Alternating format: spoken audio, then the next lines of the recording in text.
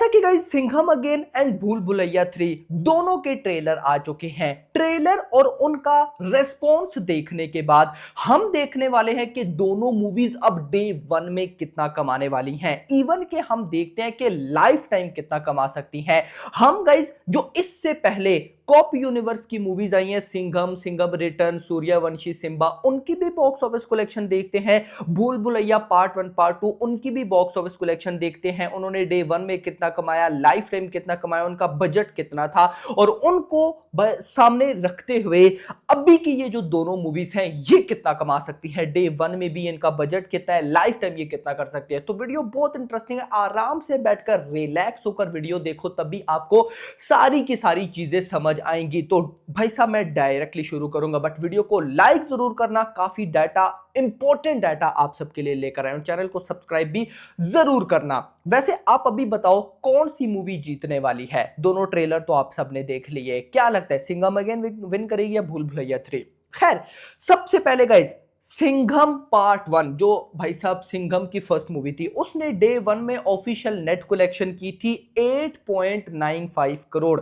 उसके बाद सिंघम रिटर्न ने डे 1 में 32 करोड़ की भाई साहब नेट कलेक्शन में ओपनिंग ली थी। तो यहां से एक बात तो आइडिया है कि सिंघम 1 ने 8.95 करोड़, सिंघम रिटर्न यानी कि सिंघम 2 ने 32 करोड़, एक बहुत बड़ा जंप था। उसके बाद कॉप यूनिवर्स की नेक्स्ट फिल्म सिम्बा ने 20 करोड़ 20.72 करोड़ की ओपनिंग ली थी। अब सिम्बा रणवीर सिंह की फिल्म थी, तो भाई साहब रणवीर सिंह की जितनी भी मूवीज आ चुकी हैं, सिम्बा सबसे बड़ी ओपनिंग लेने वाली फिल्म थी रणवीर सिंह के कैरियर की, 20 करोड़। उसके बाद सूर्यवंशी ने 26 करोड़ की ओपनिंग ली थी। यानी कि ओपनिंग की बात करूं तो कॉप यूनिवर्स की हर फिल्म ने तगड़ी ओपनिंग ली है मेरा भाई। इतना नहीं, अगर मैं बात करता हूं भूल भुलैया पार्ट 1 जिसमें अक्षय कुमार थे, बहुत पहले आई थी, उसने तब ओपनिंग ली थी 3.88 करोड़। देखो ये बहुत अच्छी ओपनिंग थी। अभी मैं आगे चलकर आपको बताऊंगा, तो अभी आपको लग रहा होगा ये बहुत कम है, लेकिन ये उस टाइम के अकॉर्डिंग बहुत अच्छी ओपनिंग थी, 3.88 करोड़। उसके बाद भूल भुलैया 2 कार्तिक आर्यन की फिल्म, उसने डे 1 में 14 करोड़ की ओपनिंग ली थी। 14 करोड़ मेरा भाई, जो कि मैं बोलूंगा कि सच में एक बहुत अच्छी ओपनिंग थी। अब गाइस यहां पर ओपनिंग का तो आपको आइडिया हो गया। नाउ मैं आपको बताऊं, सिंघम पार्ट 1 ने 100 करोड़ की नेट कलेक्शन की थी लाइफ टाइम, और बजट था 52 करोड़। सॉरी, ये जो मैंने आपको 100 करोड़ बताया ना, ये सिर्फ इंडिया की नेट कलेक्शन है। मैं ना ग्रॉस ऐड कर रहा हूं ना ओवरसीज के नंबर ऐड कर रहा हूं, मैं जस्ट इंडिया से जो नेट कलेक्शन टोटल की वो आपको बताऊंगा। सिंघम पार्ट 1 ने 100 करोड़ की नेट कलेक्शन की थी, 52 करोड़ बजट था, यानी कि बजट से डबल कमाया था। उसके बाद सिंघम रिटर्न ने 140 करोड़ की, 140 करोड़ की लाइफ टाइम नेट कलेक्शन की थी, बजट था 105 करोड़, यानी कि बजट से तो काफी ज्यादा कमाया था। उसके बाद सिम्बा ने 240 करोड़ की नेट कलेक्शन की थी, बजट था 90 करोड़, यानी कि बजट से डबल से भी ज्यादा भाई साहब सिम्बा ने कमाए थे। उसके बाद सूर्यवंशी ने 195 करोड़ की नेट कलेक्शन की थी, बजट 180 करोड़ था। प्रॉब्लम यह थी कि सूर्यवंशी जिस टाइम रिलीज हुई थी तब कोविड का टाइम था, डर था पब्लिक को, पब्लिक घर से नहीं निकलना चाह रही थी, लेकिन उसके बाद भी भाई साहब बजट भी रिकवर हुआ और बजट से ऊपर भी कमाया। आप एक चीज नोट करो, कॉप यूनिवर्स की 4 मूवीज आ चुकी हैं, सिंघम रिटर्न, सिम्बा, सूर्यवंशी। सबसे ज्यादा बॉक्स ऑफिस कलेक्शन की है सिम्बा ने भाई, 240 करोड़। और अगर मैं बोलूं तो सबसे ज्यादा मेकर्स को जिस फिल्म से प्रॉफिट हुआ है वो सिम्बा ही है भाई। ये सही है यार, मतलब मैं सोच रहा था कि सिंघम से बहुत प्रॉफिट होगा या उन्होंने बहुत ज्यादा कमाया होगा, लेकिन यहां पर तो सिम्बा है। खैर, अगर मैं आ जाऊं भूल भुलैया पे, भूल भुलैया पार्ट 1 अक्षय कुमार वाली फिल्म, उसने 49 करोड़ की नेट कलेक्शन की थी, बजट था 32 करोड़, बजट से ज्यादा कमाया। पार्ट 2 भूल भुलैया पार्ट 2 की बात करूं तो 184 करोड़ की भाई साहब नेट कलेक्शन की थी, बजट था 80 करोड़, बजट से ऑलमोस्ट भाई साहब डबल कमाया था। अब यहां से एक बात नोट करने वाली है, और वो ये है कि भाई कॉप यूनिवर्स की इससे पहले 4 फिल्म्स, चारों की चारों हिट गई, ब्लॉकबस्टर हिट जो भी आप बोल रहे हो, यानी कि कोई फिल्म फ्लॉप या एवरेज नहीं गई। अगर मैं भूल भुलैया के पहले 2 पार्ट्स की बात करूं तो वो भी दोनों की दोनों भाई साहब हिट, बल्कि सुपर हिट या ब्लॉकबस्टर आप बोल सकते हो गई। इवन के कॉप यूनिवर्स की आप मूवीज लो, ओपनिंग में भी अच्छी, भूल भुलैया की मूवीज लो, ओपनिंग में अच्छी। मतलब इससे पहले चाहे कॉप यूनिवर्स के ले लो मूवीज या भूल भुलैया फ्रेंचाइज को ले लो, भाई दोनों फ्रेंचाइज इससे पहले ब्लॉकबस्टर गई हैं। अब क्या होने वाला है, यानी कि अब काम ना बहुत डेंजरस।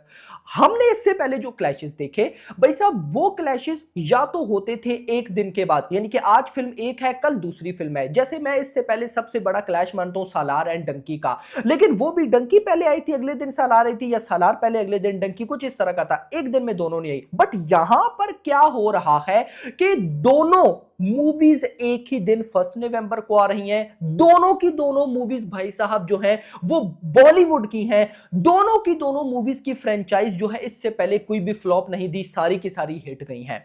दैट्स वाई इस बार का क्लैश सबसे यूनिक होने जा रहा है मेरा भाई। नाउ माय प्रेडिक्शन, सबसे पहले मैं बात करूंगा भूल भुलैया 3 की।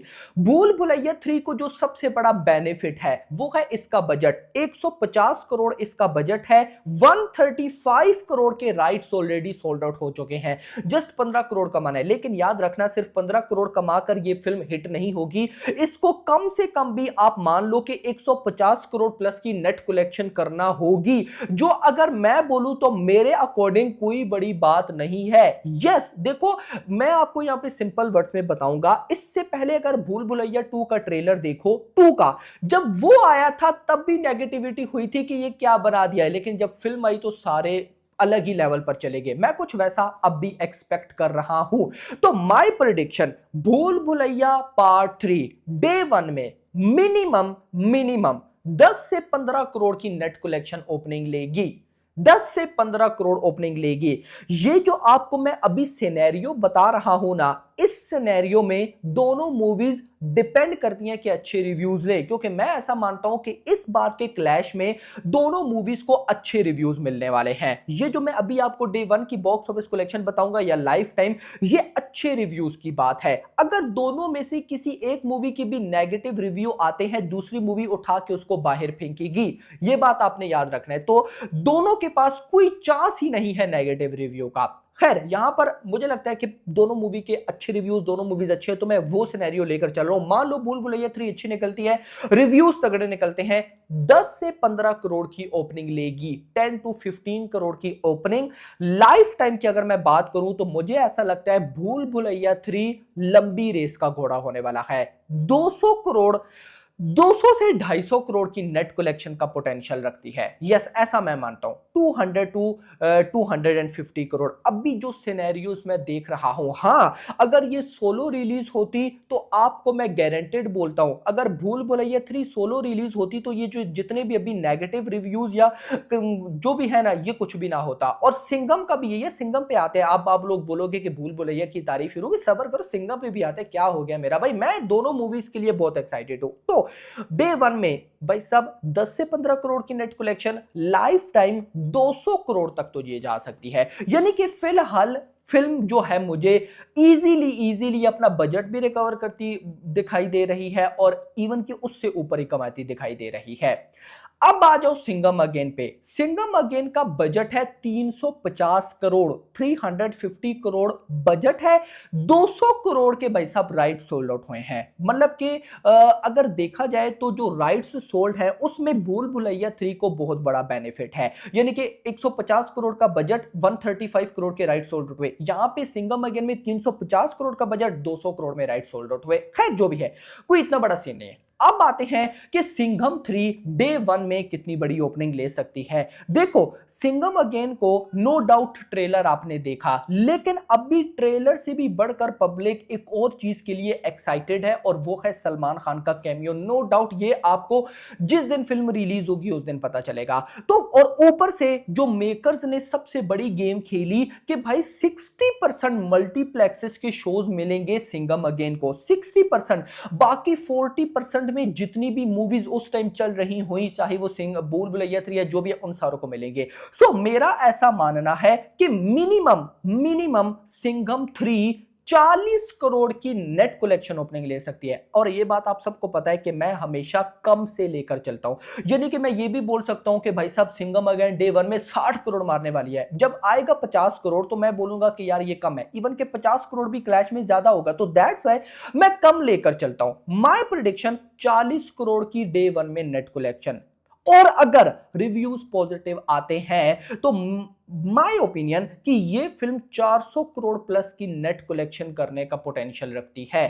400 करोड़ प्लस की नेट कलेक्शन का पोटेंशियल रखती है, फिर बोलता हूं, और ये मैं अपनी तरफ से कम आपको बता रहा हूं। यस, अब गाइस देखो, दोनों फिल्म्स मेरे केस में बजट भी रिकवर करती दिख रही हैं, इवन के बजट से ज्यादा कमाती दिख रही हैं, इवन के हिट या सुपर हिट या भाई बोलूं तो ब्लॉकबस्टर का टैग भी लेती दिख रही हैं। बट अब एक और सिनेरियो डिस्कस कर लेते हैं जल्दी से कि मान लो सिंघम 3 बहुत अच्छी निकलती है, भूल भुलैया 3 अच्छी नहीं निकलती।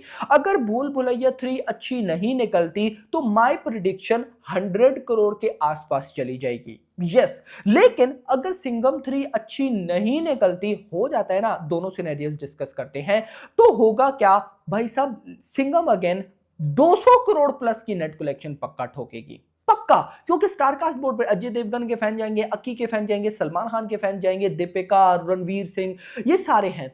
तो फिलहाल भाई साहब मैं अगर पर्सनली बताऊं, दोनों मूवीज में मुझे कोई भी गाइस फिलहाल फ्लॉप होता दिख नहीं रहा। हां, आगे चलकर एडवांस बुकिंग आएगी, फर्दर आएंगे तो बताऊंगा, लेकिन ये ट्रेलर को देखकर मेरा सिनेरियो था कि भाई भूल भुलैया 3 डे वन में 10 से 15 करोड़ एंड जो सिंघम 3 है वो डे वन में इजीली 40 करोड़। देखो आएगा इससे ज्यादा ही, मैं अपनी तरफ से कम ले रहा हूं वर्स्ट के सिनेरियो के लिए कि यार उस टाइम मान लो कुछ हो जाए तो कम बॉक्स ऑफिस कलेक्शन आए तो मुझे दुख हो के मैंने ये क्या बोल दिया, तो दैट्स व्हाई। वैसे अगर मैं मैक्स लेके जाऊं, मैक्स चलो ये तो मिनिमम मैंने भूल भुलैया 3 का बताया 10 से 15 करोड़, मैक्स 20 करोड़ तक जा सकती है।